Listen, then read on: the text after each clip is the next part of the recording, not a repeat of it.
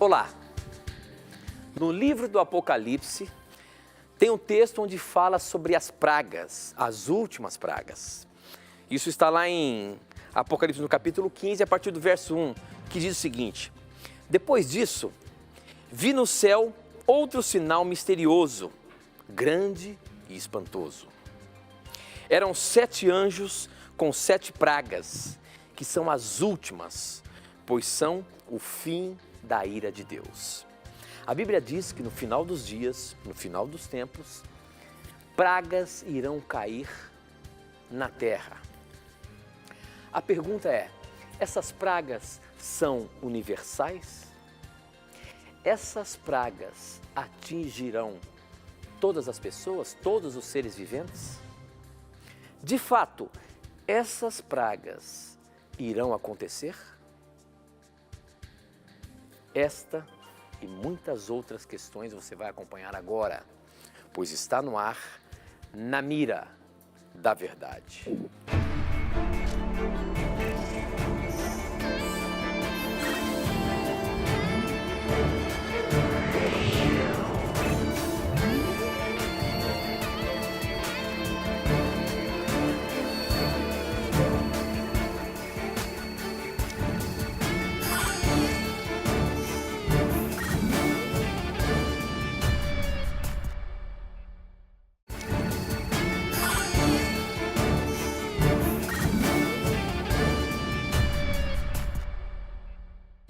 Olá, mais uma vez é muito bom ter a sua companhia e estamos começando a partir de agora mais uma vez o programa Na Mira da Verdade.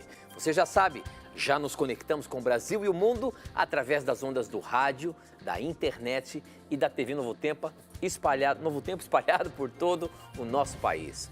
Onde quer que você esteja, sinta-se abraçado e eu já começo agradecendo, porque afinal de contas é você que faz o programa acontecer, mandando as suas perguntas, os seus questionamentos. E quem sempre está na mira para responder a sua pergunta, baseando-se na palavra de Deus, é ele, professor Leandro Quadros. E aí, professor, tudo bem? Tudo bem, estamos aqui contentes porque vamos poder estudar a Bíblia mais uma vez com o nosso telespectador e ouvinte. Obrigado por sua confiança. Você que assiste pela primeira vez, é um programa de perguntas e respostas. Esperamos que você volte mais vezes para aprender da Bíblia conosco. Com certeza é uma maneira de estudar a palavra de Deus, mas é desafiador, porque a sua pergunta tem que ser respondida por ele, baseando-se na Bíblia. Portanto, o desafio é você quem lança para a gente. Manda a sua dúvida bíblica sobre religião, enfim, o que você quer saber e o que a Bíblia pode responder sobre o assunto, tá bom? Nós abrimos o programa falando sobre as últimas pragas. Esta pergunta chegou pelo nosso Facebook, pela Maria Nilza. Ela perguntou o seguinte: gostaria de um esclarecimento sobre os dias finais. As pragas descritas em Apocalipse irão cair apenas sobre os ímpios ou os justos também serão afetados por ela? Por elas? Ou seja, será que as pragas irão atingir a todos? As pragas são universais? Agora, ela continua, se as pragas também afetarem os justos, qual será a diferença de atitude dos justos e dos ímpios? Professor, a pergunta é, será que as pragas poderão atingir até mesmo aqueles que serão salvos, professor? A Bíblia nos mostra em Apocalipse 16, verso 2, que é impossível um filho de Deus sofrer as consequências das pragas.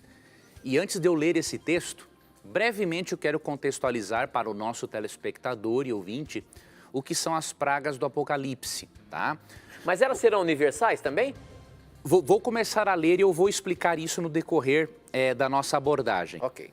Capítulo 15, verso 1, começa dizendo o seguinte: Vi no céu outro sinal, grande e admirável. 7 anjos, tendo os 7 últimos flagelos, pois com estes se consuma a cólera de Deus. Nós sabemos que a cólera de Deus é o juízo final sobre ímpios. Então, já no início do capítulo 15, nós percebemos que estas pragas ou flagelos são 7 formas de castigo sobre ímpios E como estas pragas, né, ocorrem no momento para consumar a cólera de Deus, a ira de Deus sobre o pecado, isso demonstra que o tempo de graça e o tempo de salvação já acabaram. Porque se o juízo final já está sendo executado, digamos, parte dele, não é? Se as pragas estão sendo executadas antes do lago de fogo, é óbvio, não é, que aqui o tempo de graça já acabou. Quando caem as pragas, isso é uma demonstração de que Cristo concluiu a sua obra de intercessão e de juízo no céu e que agora ele está retribuindo os ímpios. E no capítulo 16, versos 1 e 2, vemos que não há dúvida alguma de que as pragas são juízos sobre ímpios. Não teria lógica alguma em Deus enviar pragas, juízos sobre justos que aceitaram a Jesus como Salvador pessoal. E Apocalipse 16, 1 e 2 diz o seguinte: ouvi vinda do santuário uma grande voz dizendo aos 7 anjos: ide e derramai pela terra as 7 taças da cólera de Deus. Veja, mais uma vez, as pragas são chamadas se referem à cólera de Deus. E eu pergunto, a cólera de Deus é sobre os justos ou sobre os ímpios? Não há dúvida nenhuma. A cólera de Deus é sobre aquele que não aceita o plano de salvação e, por isso, a ira de Deus está sobre esta pessoa, porque essa pessoa não aceitou o plano de salvação. Vou lhe mostrar aqui um outro texto importante. Vamos ler aqui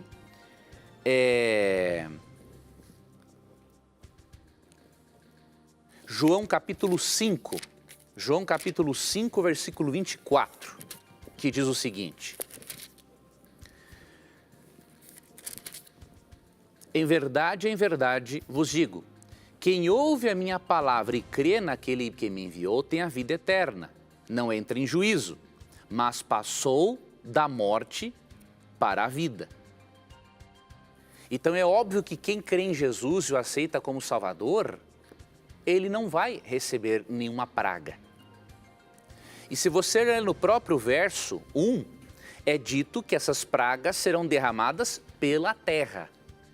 Ou seja, esses últimos 7 castigos de Deus são obviamente universais, são derramados pela terra.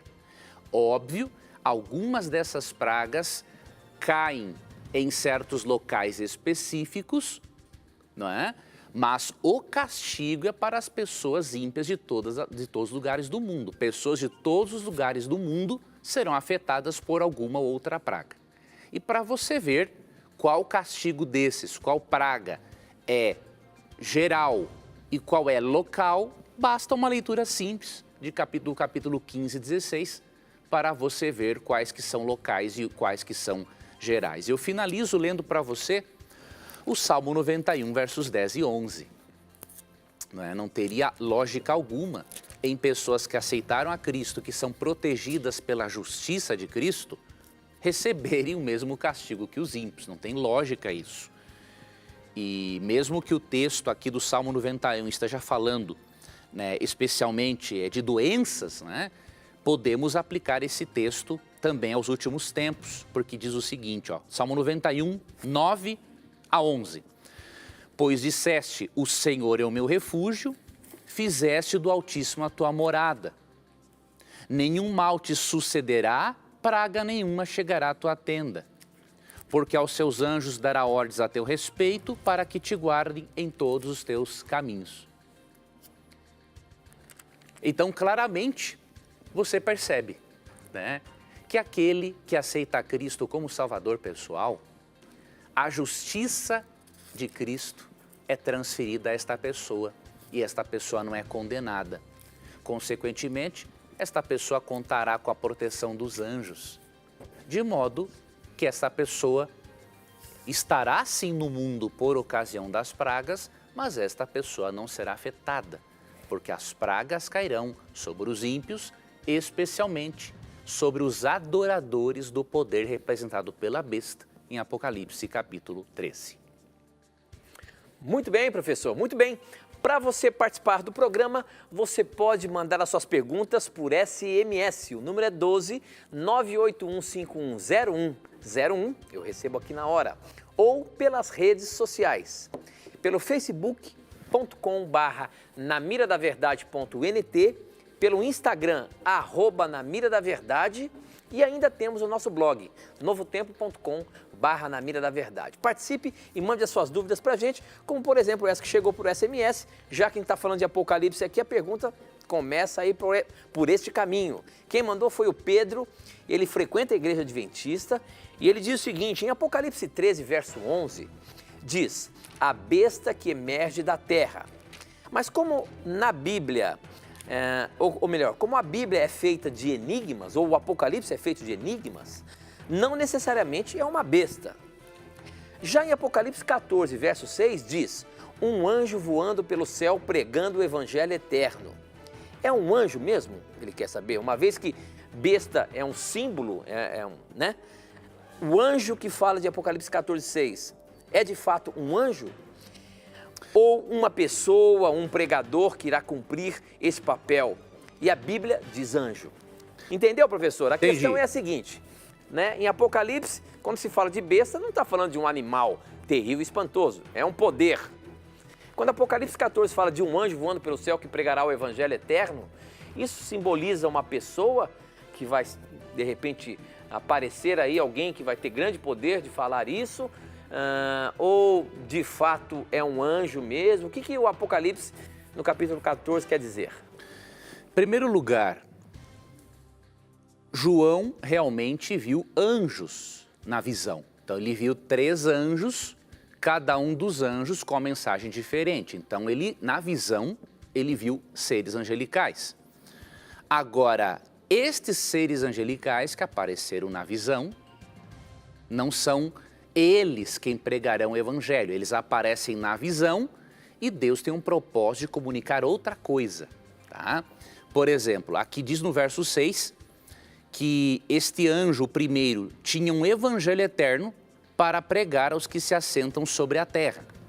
Nós temos que recordar das palavras de Cristo em Mateus 28, né?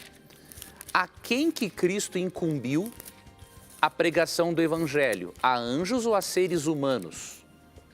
Mateus 28, 19 e 20.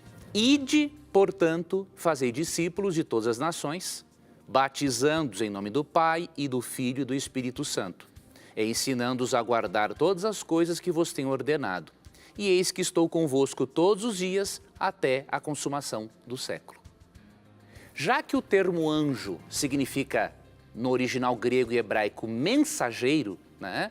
Este anjo, que é visto em visão, representa os mensageiros de Deus nos últimos dias, que anunciarão o evangelho eterno e as 3 últimas mensagens angélicas, ou 3 últimos recados de Deus à humanidade.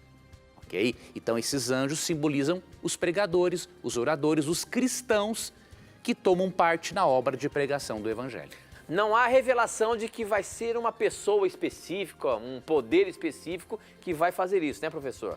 Nada Dá a disso. entender de que a mensagem nos últimos tempos serão levada a toda a nação, tribo e língua.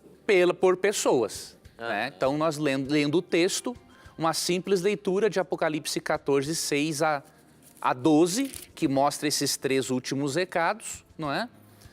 Com Mateus 28, 18 a 20, com Mateus 24, 14, que diz, quando este evangelho for pregado em todo o mundo, para testemunha a todas as nações, então virá o fim. Os únicos que foram incumbidos de pregar o evangelho na Bíblia foram seres humanos e nunca anjos. Muito bem, muito bem. Olha só, pelo Instagram já veio outra pergunta de Apocalipse aí. A pergunta, deixa eu ver se tem o nome do Instagram aqui, não tem um nome, é um código. Mas a pergunta é a seguinte, tenho dúvidas, por que os 144 mil de Apocalipse não passarão pela morte? Qual a explicação para isso, professor? Os 144 mil é um grupo específico, esse grupo específico não passará pela morte. O que simboliza os 144 mil do Apocalipse? Veja, não há um porquê de os 144 mil passarem pela morte pelo simples fato de que a Bíblia diz que existirão pessoas vivas quando Cristo voltar, não é? Então você tem que ler, por exemplo, o que Paulo diz aqui em 1 Coríntios capítulo 15. Eles não estarão mortos porque serão pessoas que estarão vivas quando Cristo voltar. Não há uma razão mais específica do que isso. Paulo mesmo diz em 1 Coríntios 15, versículo 51, o seguinte, ó. Eis que vos digo um mistério, nem todos dormiremos, ou seja, nem todos estaremos mortos quando Cristo voltar, e isso inclui os 144 mil. Mas transformados seremos todos. Então, tanto os justos mortos quanto os justos vivos serão transformados, é o que o Paulo está dizendo. Mas existirão pessoas vivas quando Cristo voltar. E para resumir, já que nós abordamos várias vezes isso no programa, os 144 mil é um número simbólico, é um número militar, que se refere à igreja militante dos últimos dias. São os filhos de Deus que resistiram ao poder representado pela besta em Apocalipse 13 e que estarão vivos por ocasião da volta de Jesus Cristo. Ok? Então, mais do que normal, a Bíblia não ensina, em hipótese alguma, que quando Cristo voltar, todas as pessoas estarão mortas. Obviamente, terão pessoas vivas para participarem dos eventos finais. Muito bem, muito bem. Mais uma perguntinha do Facebook, agora o Tarcísio Zapani. A pergunta do Tarcísio é a seguinte. Podemos dizer que o falso profeta já está preparando o caminho para o anticristo? Olha aí, professor. A Apocalipse também fala do falso profeta. Será que nos dias em que vivemos, essa questão do anticristo já está sendo preparada? Veja, queridos, nós temos que ter um equilíbrio em relação a este assunto. Nós temos que estudar as profecias sempre com a Bíblia aberta e não com jornais, né? Muitas pessoas acabam exagerando, né? Não podem ver uma notícia sobre o papado, sobre os Estados Unidos, sobre Israel e já ficam fazendo especulações como se Jesus estivesse para vir amanhã ou depois da manhã. Isso é um exagero e isso só traz descredibilidade à nossa mensagem bíblica, tá bom? Então, vamos estudar o assunto da forma correta, né? Estudando a palavra de Deus e permitindo que ela e não os jornais e noticiários sejam os nossos intérpretes. Na verdade, o que a Bíblia fala é que quem detém o grande aparecimento do anticristo, né, que será o próprio Satanás e que além de se disfarçar de Cristo, ele vai usar um sistema político-religioso para perseguir os filhos de Deus, Paulo diz que quem detém este poder é o próprio Deus, né? Então vamos ler aqui 2 Tessalonicenses.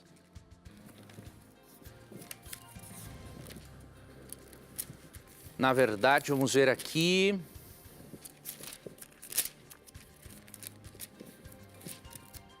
Segunda Tessalonicenses 2. Aqui está o texto que nos ajuda a estudarmos o assunto de forma equilibrada, né? Sem alarmismo. Irmãos, no que diz respeito à vinda de nosso Senhor Jesus Cristo, aqui é 2 Tessalonicenses 2:1. E a nossa reunião com Ele, nós vos exortamos a que não vos demovais da vossa mente com facilidade, nem vos perturbeis, quer por espírito, quer por palavra, quer por epístola, como se procedesse de nós, supondo tenha chegado o dia do Senhor. Ninguém de nenhum modo vos engane, porque isto não acontecerá sem que primeiro venha a apostasia e seja revelado o homem da iniquidade, o filho da perdição, o qual se opõe e se levanta contra tudo que se chama Deus, o objeto de culto, a ponto de assentar-se no santuário, ostentando-se como se fosse o próprio Deus. Então nós percebemos aqui, né, que antes de Jesus voltar, tem que haver uma manifestação poderosa do anticristo, que é Satanás, imitando a volta de Jesus. E também ele tem que usar os poderes políticos e religiosos de Apocalipse 13 para oprimir o povo de Deus. Então se detenha nesses aspectos gerais da profecia, analise o assunto e tenha cuidado com os alarmismos e exageros. Muito bem, professor, mais uma perguntinha aqui, ó. Elias, Enoque e Moisés estão aguardando em algum lugar, uma vez que eles já não estão mais na terra? E se eles estão nesse lugar, será que terão que ressuscitar para encontrarem a Jesus em um novo céu e uma nova terra? Esta você vai ver logo depois do intervalo. Não sai daí não, a gente volta já já.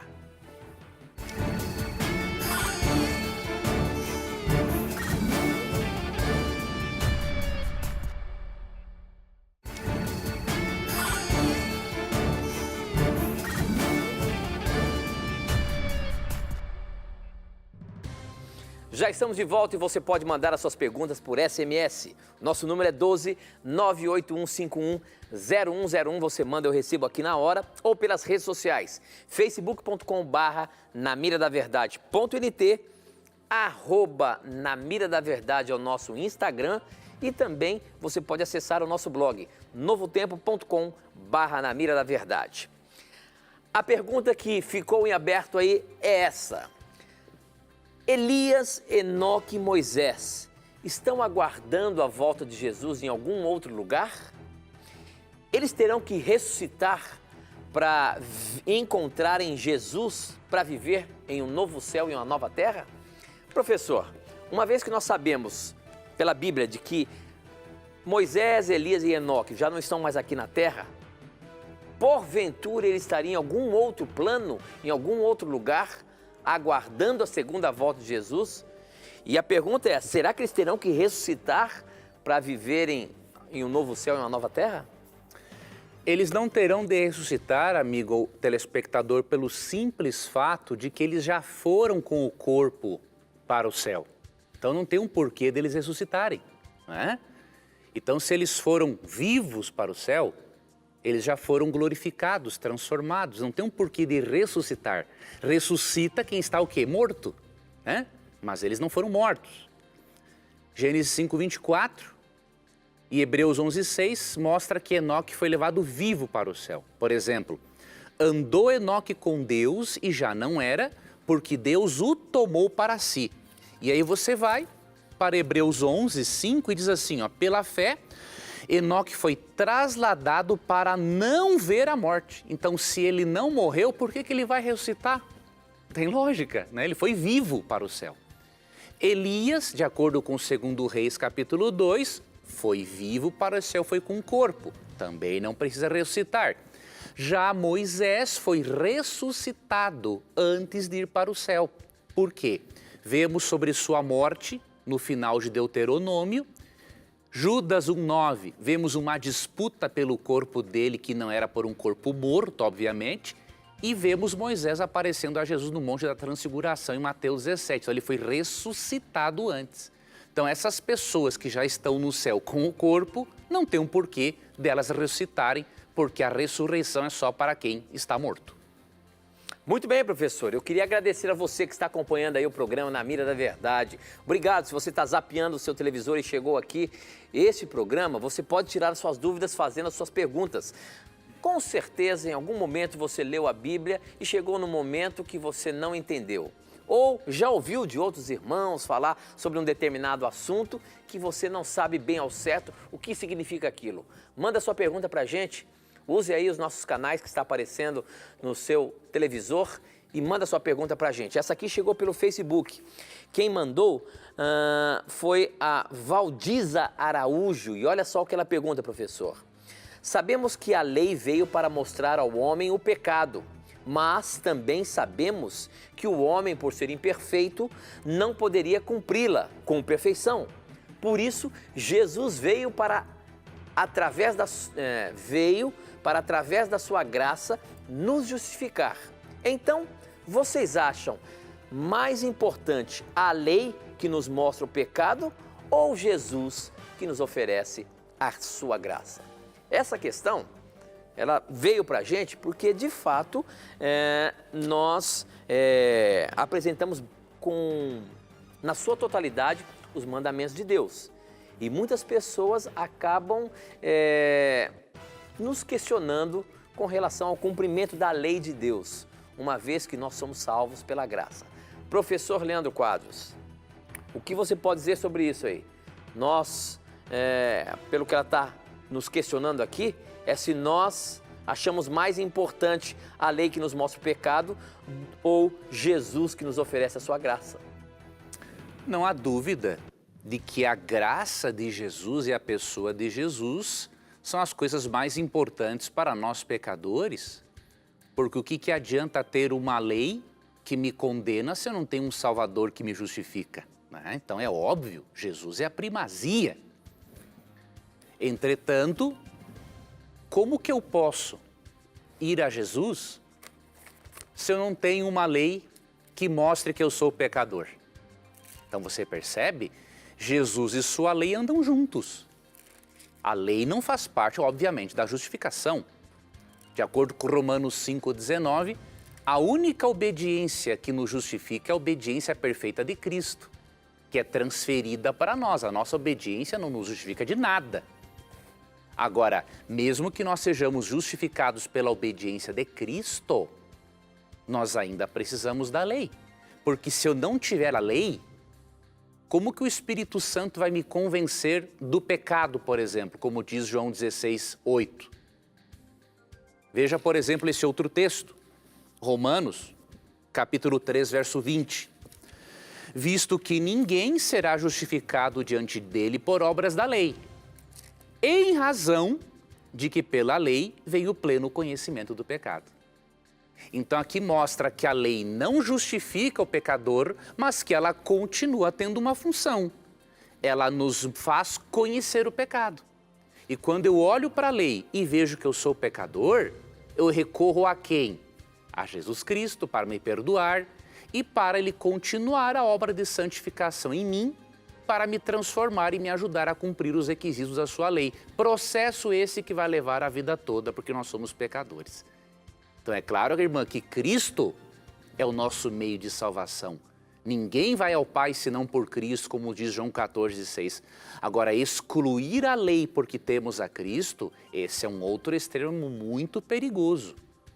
Porque sem lei, eu não vejo a minha real condição para eu sentir necessidade de um Salvador. Muito bem, professor. Eu estou acompanhando aqui o Instagram. Tem uma pergunta aqui do Pedro, que ele diz o seguinte: vocês poderiam explicar Mateus?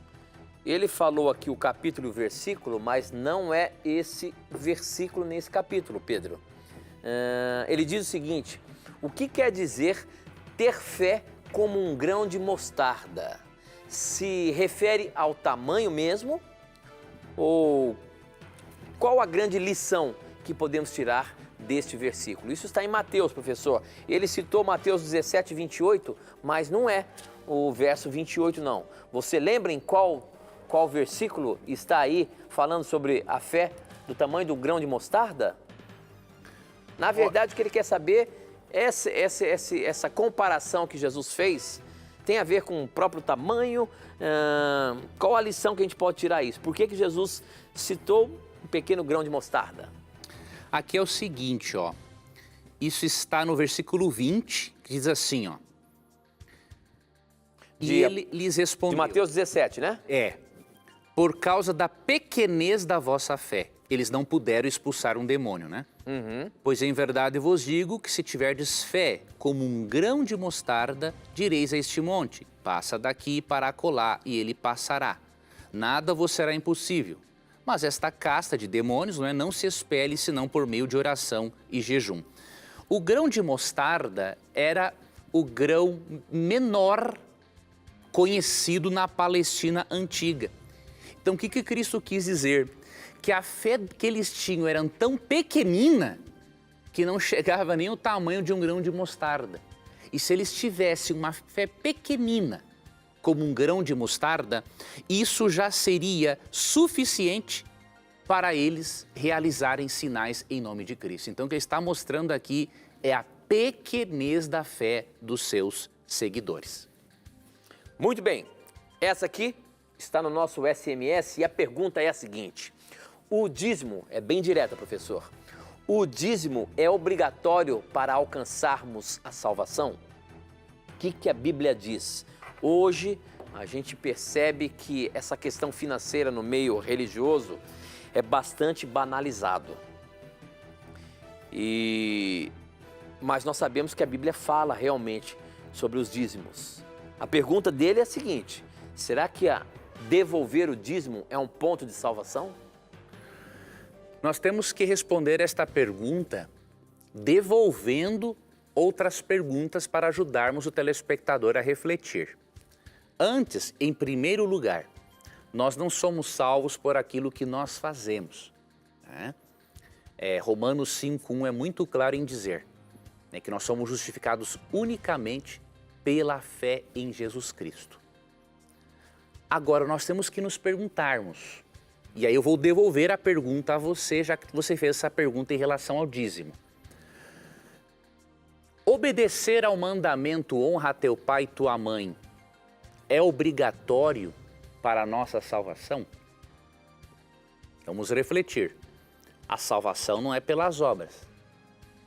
Mas um transgressor aberto e consciente do mandamento honra teu pai e tua mãe, ele está demonstrando que ele aceitou a graça transformadora? Outra pergunta. É obrigatório para a salvação guardar o mandamento não furtarás? Nós não somos salvos pelas obras. Mas uma pessoa que não se arrepende e continua roubando, ela demonstra que a graça é uma realidade na vida dela e ela pode estar no reino dos céus? A resposta é não. Em relação ao dízimo é a mesma coisa. Malaquias 3, 8 e 9 diz o seguinte: que não dizimar e não ofertar é o mesmo que roubar a Deus. E nós sabemos, de acordo com Apocalipse 22:15, por exemplo, e 1 Coríntios 6, 9 e 10, que os ladrões ficarão de fora do reino dos céus. Então, toda pessoa que conscientemente, rebeldemente rejeita a lei de Deus, incluindo a questão do dízimo, que faz parte da adoração, ela está negando a graça. Como disse Martin Lloyd Jones, um comentarista evangélico, um escritor evangélico, ele disse o seguinte: se a graça que você recebeu não lhe ajuda a guardar a lei, você não recebeu a graça. E ele está certíssimo, porque a verdadeira graça, ela é o quê? Transforma o indivíduo. Então você precisa entender, não é o dízimo que você devolve, não é a obediência ao mandamento honra teu pai e tua mãe, não é a obediência ao mandamento não furtarás que te dá o direito ao céu. O que te dá o direito ao céu é a fé em Jesus Cristo. Agora, uma fé verdadeira em Jesus Cristo vai fazer com que a pessoa continue sendo ladrão, uma ladra? Vai fazer com que o indivíduo continue maltratando os pais? É óbvio que não, só se fosse uma graça barata. Então a resposta da sua pergunta é bastante óbvia se você analisar que a verdadeira graça se manifesta em atitudes. O que diz, por exemplo, tem um outro texto aqui importante, que a ênfase do texto, obviamente, não é o decálogo em si, mas abrange uma série de coisas, né? Especialmente a lei do amor. Aqui diz o seguinte, 1 João 5, 2. Nisto conhecemos que amamos os filhos de Deus, quando amamos a Deus e praticamos os seus mandamentos. Então a obediência tem que ser uma resposta de amor a Deus. Então tenha muito cuidado com estes movimentos que pregam contra o dízimo. Também tenha cuidado com esses movimentos que usam o sistema de dízimos da forma errada e distorcida, né? Estude do ponto de vista bíblico, aprenda assim que é um princípio de adoração e você vai evitar ambos os extremos. Muito bem, professor. Muito bem, mais uma perguntinha aqui que chegou, eu estou analisando aqui, Segunda Reis. A pergunta é a seguinte: a palavra do profeta Eliseu contra Geazi não se cumpriu? Porque vemos em 2 Reis 8:4, e onde diz que Geazi, homem de Deus, está na presença do rei. E a praga que Eliseu deu a Geazi é que ele estaria leproso, professor. Então, como é que fica isso? Uma vez que ele estava em frente ao rei, uma pessoa leprosa não podia estar na frente do rei. Essa é uma pergunta interessante. Nós vamos ter que ir para um intervalo e você vai ver na sequência. Não sai daí não, a gente volta já já.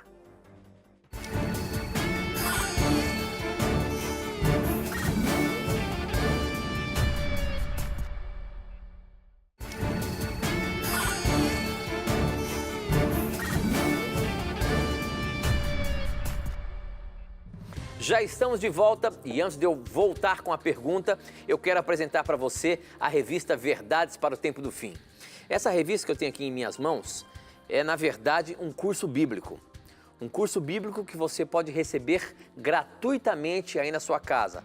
É só você acessar agora o nosso blog novotempo.com/na mira da verdade. Você vai ver a imagem dessa revista lá no canto superior direito, dizendo curso bíblico gratuito.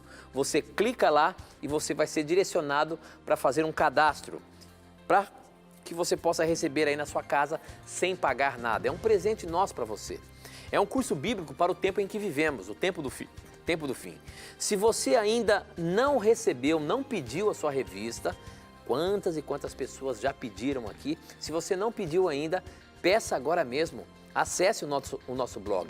E se você não tem como acessar a internet aí, você pode ligar para a gente. Só que tem que ser no horário comercial.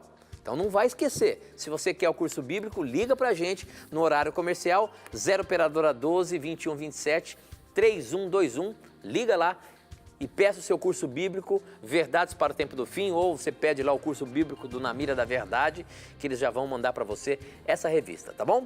Muito bem, a pergunta que ficou em aberto aí, professor, é sobre Eliseu e Geazi. A gente percebe ali no livro de 2 Reis, capítulo 5, que Eliseu lançou uma maldição para Geazi, o seu servo, o seu empregado, e que ele estaria leproso, ele e a sua geração. Só que depois, alguns capítulos depois, ali no capítulo 8, o Ronaldo do Rio de Janeiro aqui colocou essa questão. Em 2 Reis 8:4 diz que Geazi, homem de Deus, estava na presença do rei contando as grandes obras que Eliseu tinha feito. Como que é isso então? Se Eliseu colocou uma maldição em Geazi, que ele ficaria leproso, agora, na sequência, ele está ali falando com o rei, uma pessoa leprosa, não tinha acesso a outras pessoas, principalmente a um rei. Como que a gente explica esse trecho da Bíblia? Alguns comentaristas têm explicado esse trecho da seguinte forma. A palavra rei que aparece ali não identifica com qual rei Geazi estava falando, né? Alguns pensam que poderia ser o rei Jorão, que é mencionado no capítulo 1 e também no capítulo 3. Então, se Geazi estava falando com este rei Jorão, que é mencionado no capítulo 1 e no 3, isso demonstra que este acontecimento do capítulo 8 ocorreu antes daquele acontecimento no capítulo 5, quando ele foi atacado de lepra. Porque na Bíblia, em vários momentos, né, não se segue uma exata ordem cronológica dos eventos.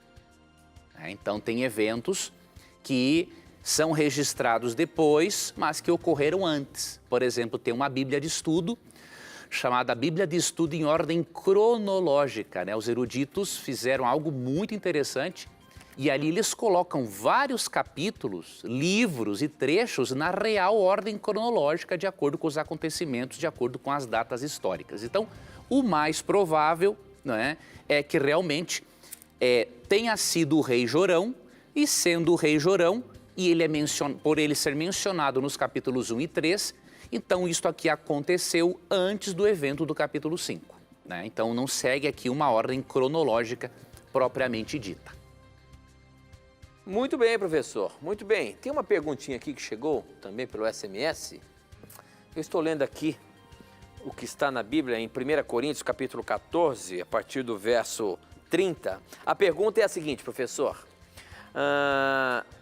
Gostaria de saber como explicar o texto de 1 Coríntios 14, 30, que diz o seguinte: se uma outra pessoa que estiver ali sentada receber a mensagem de Deus, quem estiver falando deve se calar. Quem mandou essa pergunta foi o Roberto de Viamão. Ele diz o seguinte: mas se outro que estiver sentado for revelado alguma coisa, cale-se o primeiro. Na versão dele diz isso. Essa questão da revelação, Deus dá uma revelação para uma pessoa assim, por exemplo, em um ambiente ou numa igreja, se alguém está falando lá na frente, Deus pode dar uma revelação a uma pessoa e aquele que estava, quem sabe, pregando ali tem que se calar para ouvir o que foi dito a essa pessoa? Será que é assim que Deus se comunica? É isso que esse texto está querendo dizer? Vamos ver o contexto para nós entendermos o verso. Eu vou ler aqui a partir do versículo 27. No caso de alguém falar em outra língua, que não sejam mais do que 2, ou quando muito 3, e isto sucessivamente, e haja quem interprete. Mas não havendo intérprete, fique calado na igreja, falando consigo mesmo e com Deus. Tratando-se de profetas, falem apenas 2 ou 3, e os outros julguem. Se, porém, vier revelação a outro que esteja sentado, cale-se o primeiro. Porque todos podereis profetizar um após o outro, para todos aprenderem e serem consolados. E aí, verso 33. Porque Deus não é de confusão, e sim de paz, como em todas as igrejas dos santos. Então, qual é o contexto aqui? Se alguém recebesse o dom de línguas, se mais de uma pessoa recebesse o dom de línguas, ou mais de uma pessoa recebesse o dom profético, né, aquele que recebesse em seguida deveria falar e os demais ficarem calados para não haver confusão na igreja. Paulo está aqui exatamente tratando da ordem no culto. O culto em Corinto estava bagunçado e ele está ensinando-os a terem um culto ordenado. Muito bem, professor. Uma perguntinha aqui no Facebook. Quem mandou foi o Mateus. A pergunta dele é a seguinte: a Bíblia diz, em vários textos específicos, que temos que ter cuidado com riquezas econômicas aqui na terra. Qual seria a maneira certa de um rico agir para alcançar o reino de Deus? Se é que é possível um rico herdar o reino dos céus. A Bíblia, Jesus, quando esteve aqui, falou, né, que seria mais fácil um camelo passar na ponta no buraco de uma agulha do que um rico entrar no céu. Será que Jesus estava querendo dizer que nem um rico poderá herdar a vida eterna, professor? Como que a gente pode interpretar o que Jesus disse na Bíblia? É muito importante que nós sempre leiamos o contexto. Em Mateus 19, 23 é dito assim: então disse Jesus a seus discípulos, em verdade vos digo que um rico dificilmente entrará no reino dos céus. E aí ele fala, né? E ainda vos digo que é mais fácil passar um camelo pelo fundo de uma agulha do que entrar um rico no reino dos céus. Ouvindo isto, os discípulos ficaram grandemente maravilhados e disseram, sendo assim, quem pode ser salvo? Ou seja, algum rico vai ser salvo? E aí Jesus dá a resposta. Jesus, fitando neles o olhar, disse-lhes, isto é impossível aos homens, mas para Deus tudo é possível. Então Deus não está dizendo que é impossível um rico ser salvo. Ele está falando sim da dificuldade. Por quê? Porque muitas pessoas se apegam ao dinheiro como se fosse um Deus e acabam não sentindo a necessidade de um Salvador. Mas o próprio Cristo no contexto esclarece. Olha, os impossíveis dos homens, aquilo que é impossível para vocês, ou seja, vocês podem imaginar que é impossível um rico entrar no reino dos céus, mas para Deus tudo é possível. Prova disso está no fato de que em 1 Timóteo 6, 10 a 17, haviam pessoas ricas na igreja cristã primitiva. Abraão era um homem muito rico. Jó era um homem muito rico. Salomão era um homem muito rico.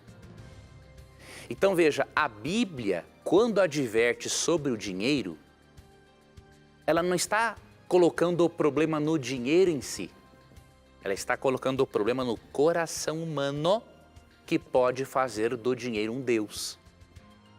Muitos cristãos têm compreendido mal isso e não têm trabalhado para ter uma vida melhor e têm se contentado com uma vida mais medíocre. Pobreza não é sinônimo de santificação e de santidade. Óbvio que as riquezas são perigosas para as pessoas erradas. Eu já li num livro, em mais de um livro. Eu li num livro de Ben Israel, eu li também num livro, Ben Israel tem um livro intitulado Eu Vou Te Ensinar a Ser Rico. Li também num livro Pai Rico, Pai Pobre. Esses dois livros têm uma afirmação bem interessante. Dizem o seguinte: o dinheiro não muda as pessoas, ele só potencializa aquilo que as pessoas já são. E é verdade, né? Se o indivíduo é egoísta, mesquinho, com mais dinheiro, a sua mesquinhez é potencializada. Se é uma pessoa generosa, com mais dinheiro, a sua generosidade é potencializada. Tá? Então, quando Cristo adverte contra as riquezas, é contra esse uso indevido das riquezas e contra o colocar o dinheiro no lugar errado. O que o cristão deve fazer é não ter o dinheiro no coração. Ele tem que ter Cristo no coração e dinheiro no bolso. E prova de que Deus quer que os seus filhos cresçam e melhorem financeiramente e prosperem, desde que Deus esteja no trono do coração e o dinheiro no bolso, encontramos em muitos textos, mas eu vou ler especialmente Deuteronômio, capítulo 7, na verdade eu quero ver se eu acho que é o capítulo 28, capítulo 28, a partir do versículo 8, ó. O Senhor determinará que a bênção esteja nos teus celeiros e em tudo o que colocares a mão, e te abençoará na terra que te dá o Senhor teu Deus. O Senhor te constituirá para si um povo santo, como te tem jurado, quando guardares os seus mandamentos, os mandamentos do Senhor teu Deus, e andares nos seus caminhos. E todos os povos da terra verão que és chamado pelo nome do Senhor e terão medo de ti. O Senhor te dará abundância de bens no fruto do teu ventre, no fruto dos teus animais e no fruto do teu solo, na terra que o Senhor, sobre juramento, a teus pais prometeu dar-te. O Senhor te abrirá o seu bom tesouro, o céu, para dar chuva à terra no seu tempo e para abençoar todas as obras das tuas mãos. Emprestarás a muitas gentes, porém tu não tomarás emprestado. Isso é prosperidade. O Senhor te porá por cabeça e não por cauda, e só estarás em cima e não debaixo, se obedeceres aos mandamentos do Senhor teu Deus, que hoje te ordeno para os guardar e cumprir. Então o propósito de Deus é a prosperidade sim do seu povo, desde que o seu povo seja obediente aos seus mandamentos. Agora, há pessoas realmente que têm um coração egoísta e que o dinheiro pode levar à perdição. Mas o problema não é o dinheiro, o problema é o coração não regenerado pela graça. Ok, professor, ainda temos 2 minutinhos. Eu acho que essa pergunta que eu vou colocar na mira aqui, você consegue responder rapidamente. O Diego Machado, ele é mágico, professor. E ele quer saber o seguinte: será que a mágica é do mal? Tem alguma coisa que a Bíblia fala sobre isso? Eu fazer um truque de mágica aqui, será que mágica é coisa do diabo, professor? Não, se você faz como truque, brincadeira, e você explica para as pessoas, olha, o que eu estou fazendo não é nenhum poder sobrenatural atuando em mim, é uma outra coisa. Agora, se você pratica magia, né, que obviamente é com auxílio do poder sobrenatural do diabo, aí, obviamente, se você não mudar e não se arrepender, Deus vai lhe condenar por isso. Porque em Deuteronômio 18, 10 a 14, Levítico 20, 27, 19, 31, Deus condena qualquer tipo de feitiçaria. Ok? Então, já que você tem a profissão, se você não é um feiticeiro, né, mas você tem a profissão de fazer truques, para você não dar um mau testemunho e as pessoas pensarem que você faz isso por um poder sobrenatural, explique, olha, eu não estou fazendo isso aqui com o poder de Deus ou com o poder do diabo. Isso é um truque, mas eu quero fazer isso para brincar com você. Uma habilidade, né, professor? É uma habilidade que eu tenho, aí você separa isso do espiritual e você não vai estar dando um mau testemunho.